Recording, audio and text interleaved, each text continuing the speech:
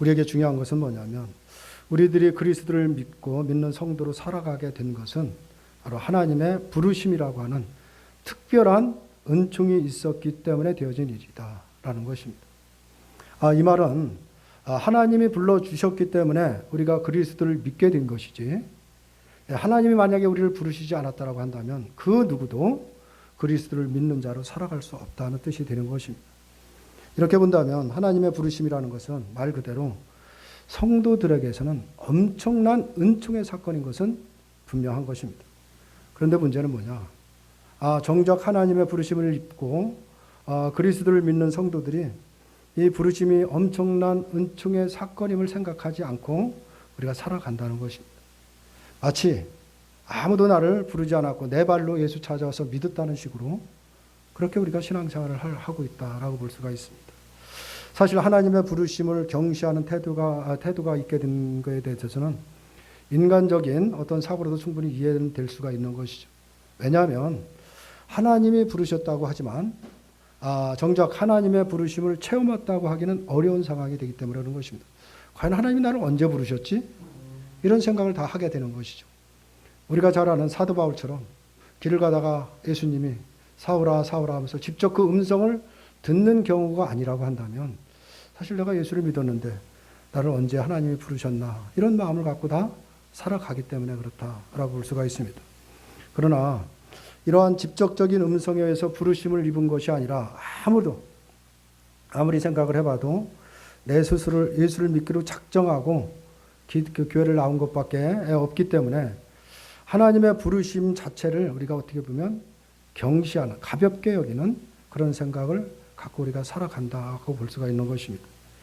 물론 성경적으로 본다고 하면 하나님이 불러주셔야 믿을 수 있는 것은 맞는 것이죠. 하나님이 불러주시지 않으면 믿을 수 없는 것은 분명합니다. 하나님의 부르심을 은총이라고 말하는 것은 동의는 하지만, 그러나 과연 우리의 삶이 부르심을 입은 자로서의 합당한 삶을 살아가느냐, 이 부분을 우리가 생각해 보면 어쩌면 우리는 하나님의 부르심을 인정을 하면서도 부르심에 대해 전혀 마음에 두지 않고 살아간다고 볼 수도 있는 것입니다. 저는 지금 이 하나님의 부르심을 입었다는 것을 확인드리기 위해서 이 말을 드리는 것이 아니라 성도로서 과연 부르심에 합당한 자로 살아가는가를 생각하기 보기 위해서 바로 우리가 이 말씀을 드리는 것입니다. 나는 분명히 하나님의 부르심을 통해서 우리가 주님 앞에 나왔는데 그 부르심에 합당한 자의 모습이 나에게 있는가를 한번 생각해 보자는 것이죠. 하나님의 부르심에 대해서 경시하는 그 태도로 살아가는 것이 아닌지 한번 우리가 생각을 해봐야 되는 것입니다. 오늘 본문을 보면 하나님이 사무엘을 부르시는 말씀이 오늘 본문의 내용이다라고 볼 수가 있습니다. 그런데 사람들은 이 내용의 초점을 어디에 두냐? 사무엘이 하나님의 부르심을 받는 것에 초점을 두고 있습니다. 하지만 본문을 우리가 자세히 보면 사무엘이 하나님의 부르심을 입은 그것이 어떤 초점이 아니라 그 중점이 되는 것이라고 볼 수는 없는 것입니다. 다시 말해서 드디어 사무엘이 하나님의 부르심을 입어서 제사장으로서의 활동이 시작되는 그런 순간으로 우리가 이해를 해서는 안 됩니다. 그래서 이 내용을 우리가 좀 다른 측면으로 봐야 될 부분은 분명히 있는 것입니다. 왜냐하면 하나님이 사무엘을 부르시는 것을 통해서 분명히 우리에게 주시는 말씀이 있기 때문에 그런 것입니다. 이것은 하나님이 사무엘을 부르심으로 인해서 이미 부르셨던 다른 누군가가 버려지는 것을 보여주기 위함이라는 것을 우리가 생각을 해야 되는 것입니다. 오늘 보면 이 버려지는 우리가 엘리를 보면서 부르심에 합당한 자로 살아가는 것이 무엇인지를 우리가 이 본문을 통해서 우리가 살펴봐야 되는 것입니다. 오늘 본문 말씀 1절을 보면 이렇게 말씀을 하고 있죠. 아이 사무엘이 엘리 앞에서 여호와를 섬길 때에는 여호와의 말씀이 희귀하여 이상이 흔히 보이지 않았더라 라고 이렇게 말씀을 하고 있죠. 여호와의 말씀이 희귀하여 이상이 보이지 않았다라는 것은 하나님이 이스라엘에 말씀한 적이 드물다는 그런 의미로 말씀하시는 것이 아니라 그만큼 하나님과의 교통이 멀어졌다라는 그 의미를 갖고 있는 것입니다. 당시 이스라엘에게서 하나님께 나와서 말씀을 들을 수 있는 사람이 누구냐? 그것이 바로 제사장이었습니다.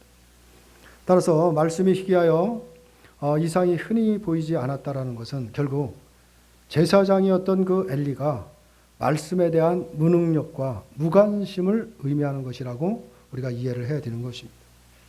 그것을 뒷받침하는 말씀이 바로 2절에서 나옵니다.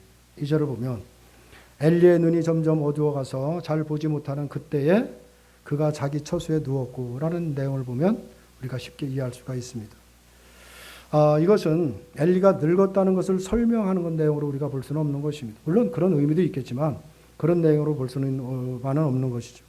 만약에 그렇게 되면 하나님이 이제 엘리가 늙어서 쓸모가 없으니까 젊은 이제 어린 사무엘을 불러서 제사장을 교체한다라는 말씀밖에 되지 않는 것입니다. 왜냐하면 그렇게 우리가 그렇게만 볼 수 없는 것이 다른 내용이 있기 때문에 그렇습니다. 신명기 34장 5절과 7절을 보면 모세에 대한 말씀이 나옵니다. 그 말씀을 보면 이에 여호와의 종 모세가 여호와의 말씀대로 모압 땅에서 죽어 벳불 맞은편 모압 땅에 있는 골짜기에 장사되었고 오늘까지 그 묘를 아는 자가 없느니라. 모세가 죽을 때 나이 120세나 눈이 흐리지 아니하였고 기력이 쇠하지 아니하였더라고 말씀을 하고 있습니다.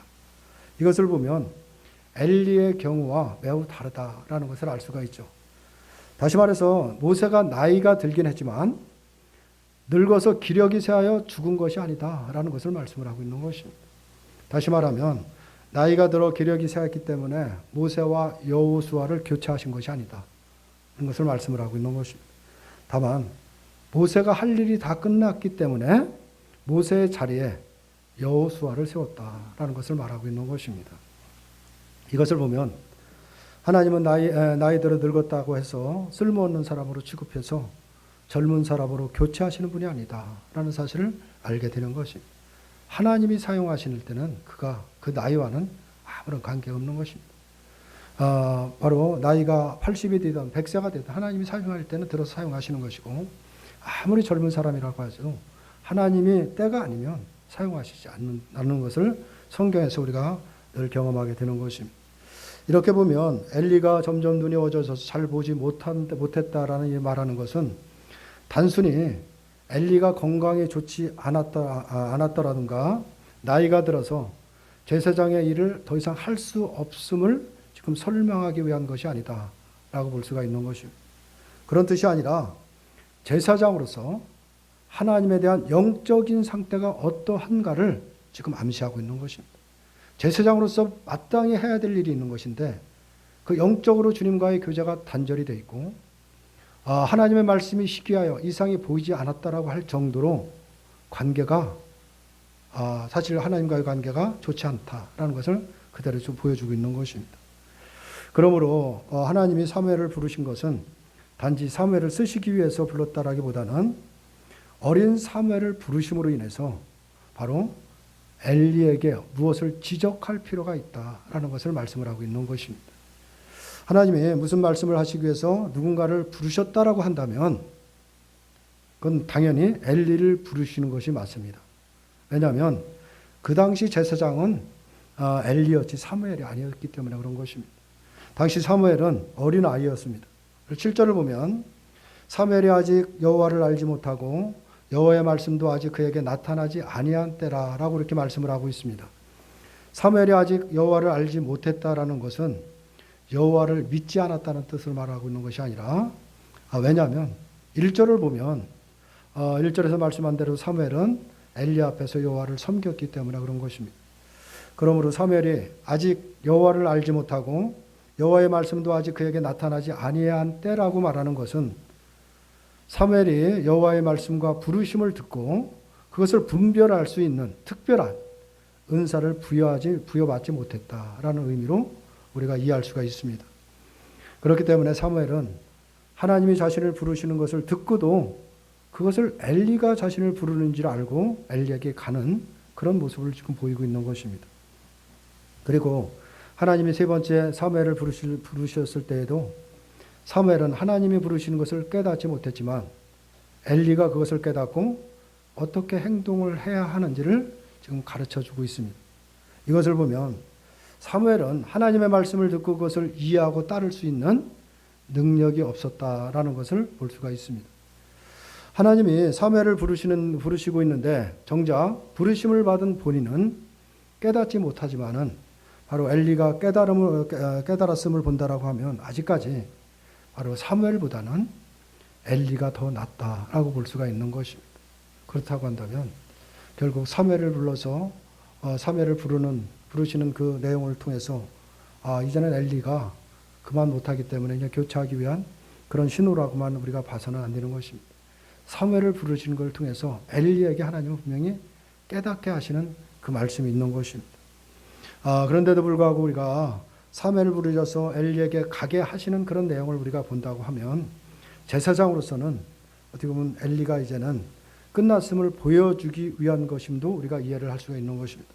마땅히 엘리를 부르셔야 하는데 어린 사무엘을 부르셨다라는 것이 어떤 그런 모습에서 우리가 또 이해할 수도 있는 것입니다. 다시 말하지만 엘리가 늙었기 때문에 사무엘로 제사장을 교체하는 것이 아니라 엘리가 제사장으로서 살아가지 않기 때문에 제사장으로서 해야 될 그 역할을 온전히 감당하지 않기 때문에 바로 엘리를 버리시고 사무엘을 세우시고 계시다라는 사실을 우리가 기억해야 됩니다.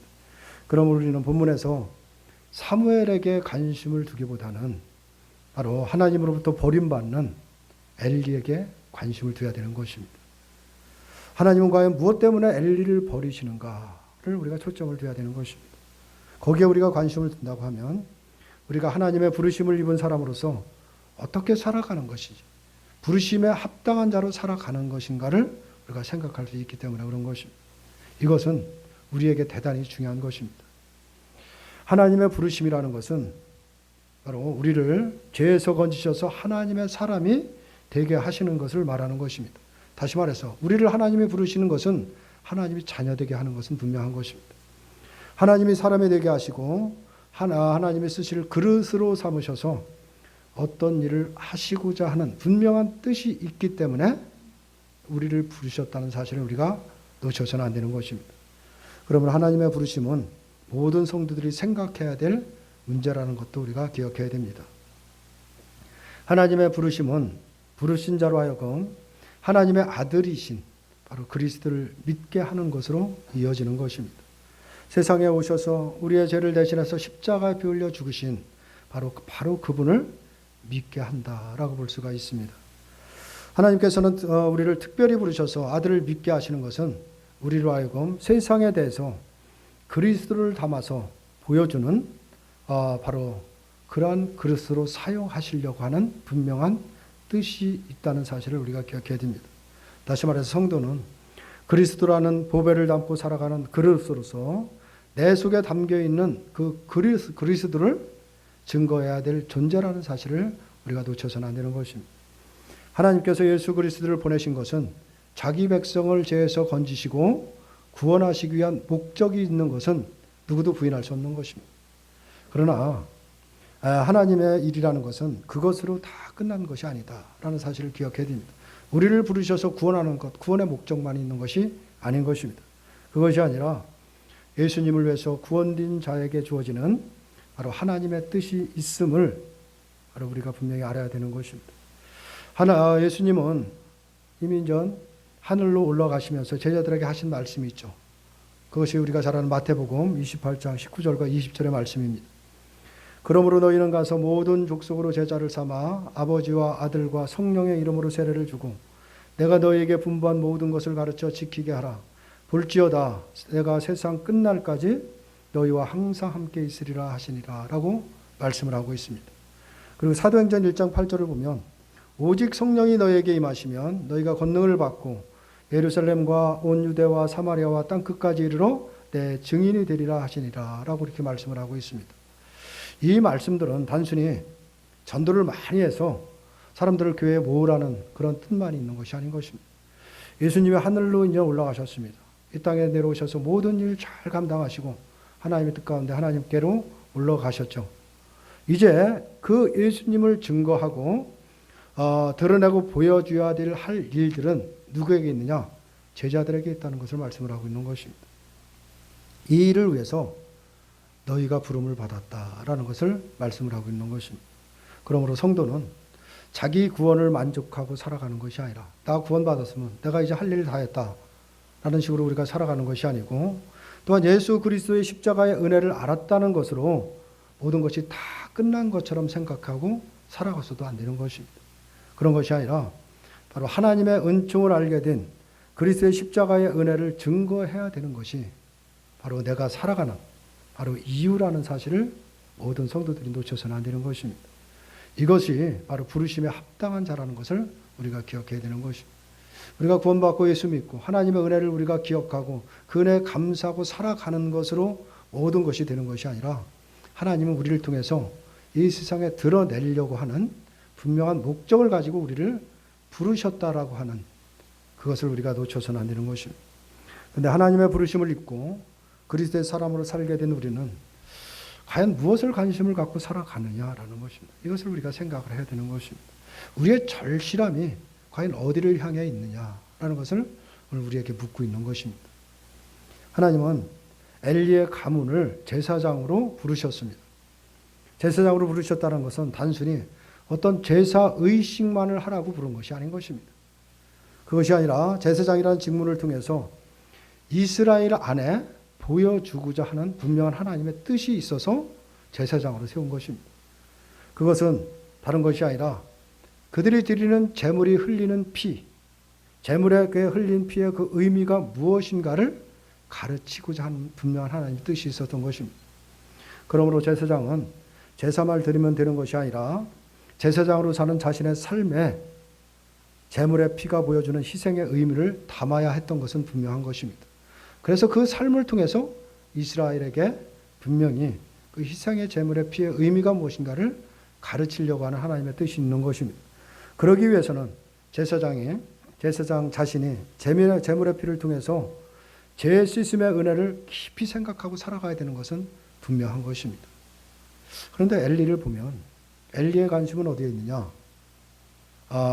제물의 피가 아니라 아들들에게 있었다라는 것이 잘 보여주고 있는 것입니다. 13절에 말한 대로 아들들이 저주를 자청하되 금지하지 않았던 그런 내용들을 보면 또 앞절에서 2장에서 쭉 설명하는 그 내용들을 보면 그 엘리의 관심은 어디 있냐? 오로지 그 자식들에 있었습니다. 그 자식들에만 온 관심을 쏠리고 자신이 맡겨진 하나님이 부르신 그 부르심에 합당한 자의 삶이 무엇인가는 전혀 생각하지 않고 살아가는 것이 누구냐? 바로 제사장 엘리였다라고 볼 수가 있습니다. 그것은 엘리에게는 제물의 피가 경시되는 것보다도 아들이 더 중요하고 사랑스럽기 때문에 그런 삶을 살았다라고 볼 수가 있는 것입니다. 이러한 엘리는 이미 제사장으로서의 가치를 상실해버렸다라고 볼 수밖에 없는 것입니다. 그러므로 하나님은 엘리를 버리시고 그 자리에 사무엘을 세우신다라고 볼 수가 있는 것이죠. 이 말씀은 단순히 엘리와 사무엘의 어떤 직무 교체로 우리가 이해해서는 안 되는 것입니다. 세상을 살아가면서 세상에 대한 관심으로 인해서 우리의 전부가 되시는 그리스도의 은혜에 대해서는 무관심한 자로 살아가는 것이 어쩌면 우리들의 현실이 될 수도 있기 때문에 그런 것입니다. 하나님은 우리를 부르셔서 보배가 되시는 그리스도를 담는 그릇으로 사용하고자 하시는 것이 분명한데 정작 우리에게 담겨 있는 것은 그리스도가 아니라 엘리처럼 그것은 내 자식일 수도 있고 내 꿈일 수도 있고 세상에 어떤 좋은 것이 될 수가 있기 때문에 그런 것입니다. 어쩌면 우리의 속마음은 세상을 사랑하는 내 마음에 대해서 그냥 하나님이 좀 그건 모른 척 해주시면 안 되나 이런 마음을 가지고 살아갈 수도 있는 것입니다. 내가 세상을 사랑하는 마음 그것은 그런 마음을 좀 하나님은 나한테 모른 척하고 그냥 넘어가 주시면 안 되나 그런 생각을 갖고 있고 그러면서 내가 뭔가를 열심히 행하고 어떤 종교적인 열심을 통해서 나 자신이 하나님을 사랑하지 않는 것이 아니다. 하나님을 열심히 섬기고 있고 또 물론 내 뜻도 세상에서 열심히 펼치고 있다. 이런 변명을 하고 싶은 건지 하고 싶은 것이 우리들의 마음일 수도 있다라는 것입니다. 하지만 우리는 하나님의 엘리를 버리시고 대신 사무엘을 세우시는 그 이유에 대해서 우리가 깊이 생각해야 되는 것입니다. 하나님의 엘리를 제사장으로 부르신 것은 엘리의 마음에 제물의 피의 의미를 담아두시기 위한 목적이 있었습니다. 마찬가지로 하나님이 우리를 부르신 것은 우리들의 마음에 그리스도께서 흘리신 피의 은혜를 담아두기 위한 그릇으로 삼기 위함을 우리가 놓쳐서는 안 되는 것입니다. 이스라엘에게 필요한 것은 제물이 흘린 피의 의미를 잊지 않는 것입니다. 누군가의 희생으로 내가 살아간다라는 것을 잊지 않고 살아가는 것이 이스라엘에게서 놓쳐서는 안 되는 그 정신이었던 것입니다. 그래서 하나님은 엘리를 제사장으로 불러서서 그 일을 감당하도록 하신 것이죠.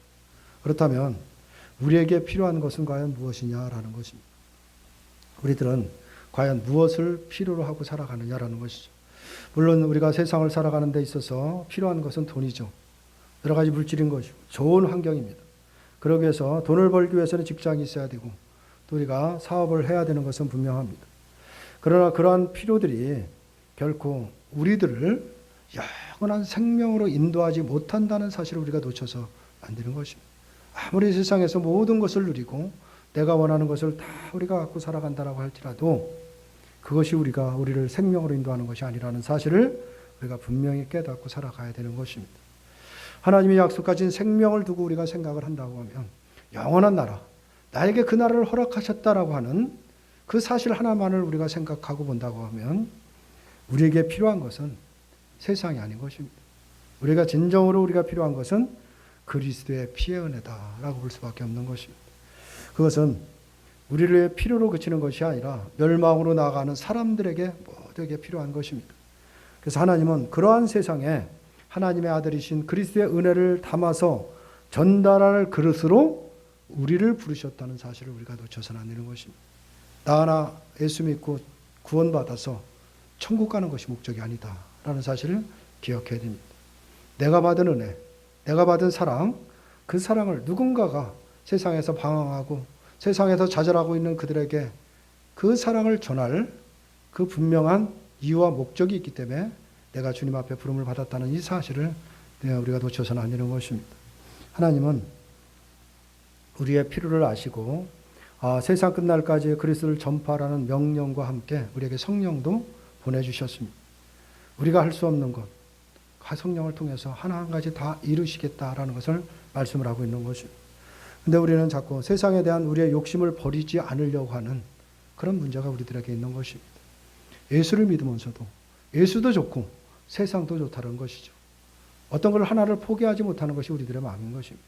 하나님 이거 두 개를 다 가져가면 안 됩니까? 라고 우리가 고집 피우지만 하나님의 나라는 그런 나라가 아닌 것입니다. 세상을 포기하지 않고는 얻을 수 없는 것이 생명이다라는 사실도 우리가 놓쳐서는 안 되는 것입니다. 그럼 우리는 세상을 다 그냥 포기하고 아무것도 하지 않고 살아가느냐? 그런 의미로 말씀드리는 것이 아닌 것입니다. 우리에게 세상을 살아가는 모든 필요는 성령을 통해서 우리에게 채워주시겠다라고 약속하셨습니다.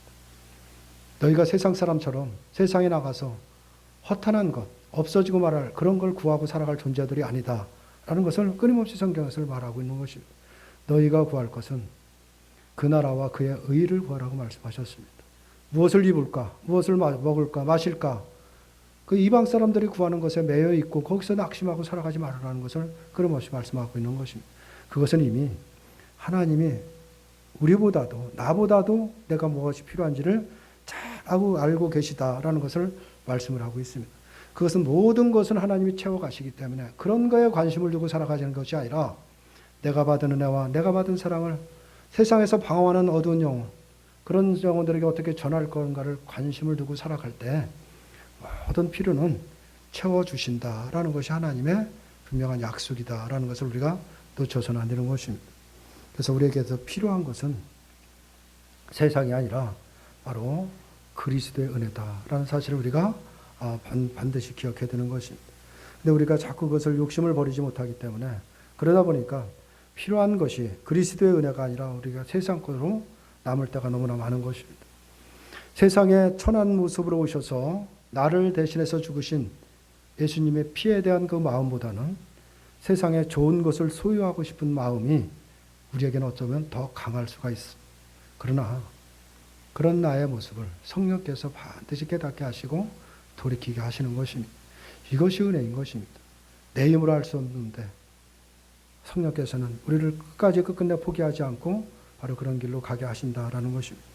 결국 나를 부르신 하나님의 뜻이 있다는 것조차 우리가 잊어버리고 살아가는 어리석음이 있을지는 몰라도 그런 우리를 포기하시지 않는 분이 하나님이라는 것, 하나님의 사랑이라는 것도 우리가 깊이 생각해야 되는 것입니다.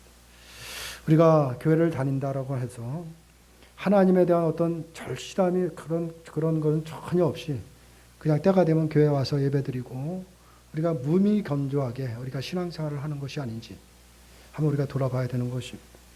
이런 것이 우리의 현실이 되어서는 안 된다라는 것을 우리가 분명히 깨달아야 됩니다. 오늘 9절의 말씀을 보면 이렇게 말씀을 하고 있습니다. 엘리가 사무엘에게 이르되 가서 누웠다가 그가 너를 부르시거든 내가 말하기를 여호와여 말씀하옵소서 주의 종이 듣겠나이다 하라 하니 이에 사무엘이 가서 자기 처소에 누우니라 라고 이렇게 말씀을 하고 있습니다. 종의 자세는 부르심을 받은 사람의 자세는 여호와의 말씀을 듣는 것입니다. 근데 여호와는 하나님은 우리에게 무슨 말씀을 하시느냐? 다른 말씀을 하시는 것이 아닌 것입니다. 하나님의 말씀은 우리의 죄를 지적하시는 것입니다. 바로 말씀이 우리의 죄를 지적한다라는 것은 우리를 나무라기 위해서 지적하는 것이 아니라 우리의 죄에서 하나님의 은혜를 바라보라는 것을 말씀을 하고 있는 것입니다. 그렇다면 우리가 말씀을 듣는다면 그것은 과연 무엇을 의미하겠느냐라는 것이죠. 내 마음에 그리스도의 은혜가 남는 것을 의미하고 있는 것입니다. 그래서 우리가 늘 하나님의 말씀을 듣는다라는 것의 의미를 늘 세상에서 내가 원하는 어떤 것을 그냥 필요를 채워주시는 것처럼 우리가 주님의 음성을 듣는 것처럼 생각을 해서는 아니는 것입니다. 하나님은 우리가 분명히 말씀을 하시는데 그 말씀의 의미는 나의 죄를 깨닫게 하시고 내가 어떤 존재인지를 깨닫도록 늘 말씀을 하시는 것입니다. 그래서 나를 그런 존재, 나의 본 모습을 깨닫고 그런 나를 붙잡고 있는 하나님의 사랑이 무엇인가를 그리스도의 은혜를 무엇인가를 돌이켜 보라는 것을 말씀을 하고 있는 것입니다. 근데 우리의 문제는 그것을 깨닫지 못하기 때문에 늘 우리가 하나님의 은혜에 감사가 없는 것입니다. 감사할 줄 모르는 것입니다. 그 이유는 고난을 받으시고 십자가에 달리신 예수님을 바라보기보다는 세상의 화려함을 바라보고 살아가기 때문에 그런 것입니다. 그러다 보니까 나에게 만족이 없는 것입니다. 아무리 채워도 세상 것으로 만족하지 못하다 보니까 정말 진정으로 작은 것에서 만족하고 그 작은 것으로 감사할 줄 모르는 것이 어쩌면 우리들의 모습일 수도 있다는 것입니다.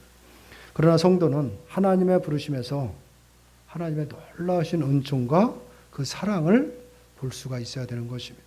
그리고 세상에 오셔서 고난받고 죽으신 바로 그 그리스도를 바라볼 수가 있어야 되는 것입니다. 그리고 그분의 고난에 동참하기를 소원하며 살아가는 것, 그것이 바로 부르심에 합당한 바로 그런 자로 살아가는 것이다 라는 것을 깨닫게 하는 말씀인 것입니다. 하나님의 부르심을 생각하며 부르심에 합당한 성도로 살아가는 것이 무엇인가 우리가 한번 다시 깊이 생각해 보시길 바랍니다. 이것이 바로 우리의 절실한 소원으로 남아있을 때 그것이 진정 하나님의 자녀고 하나님이 원하시는 성도의 모습이라는 사실을 기억하시고 나는 하루하루 어떤 모습으로 살아가는가 돌아보는 저와 여러분들이 되시기를 주님의 이름으로 축원합니다.